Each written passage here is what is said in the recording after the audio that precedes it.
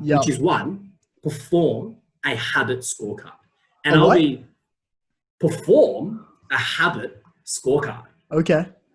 Scoring. I got you. And this comes from a book that I've read, James Clear, Atomic Habits. There's a few things that come from this. But his idea here, and what it is taking an audit of all the habits you currently have, no matter big or small. Brushing your teeth, that's a habit. Having a shower, that's a habit. Commuting to work, that's a habit. Speaking to your friends, that's another habit. And the whole idea here is you list all the habits, no matter how big or small you have, and then you actually categorize them as to whether you feel they are a positive, a neutral, or a negative influence in your life. And that visual picture of quickly doing that, when I did it, I had ended up being about 30, 31 different habits, and categorizing it to see, hey, there's more pluses than minuses.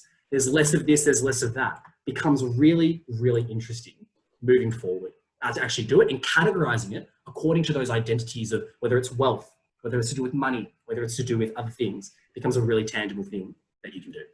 Wow. So it's almost like a pros and cons of habits. Spot on. Have a picture, instant snapshot of where you're actually at, so you actually understand how many habits you have, because you spoke about those unconscious habits. Write them down. Yeah. And that is my first brain tool. Boom.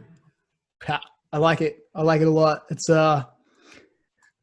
that's great. Sam, you were just about to say powerful, weren't you?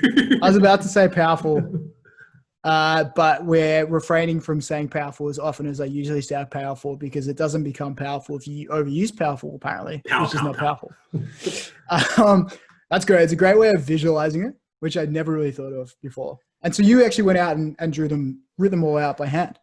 Yeah, well, I just, how I love my tables. I just got a table. I said, what's the habit? Category number one, habit, plus or minus, and what category it comes to. And you almost have an understanding of what percentage of your habits are dedicated to health, wealth, exercise, as we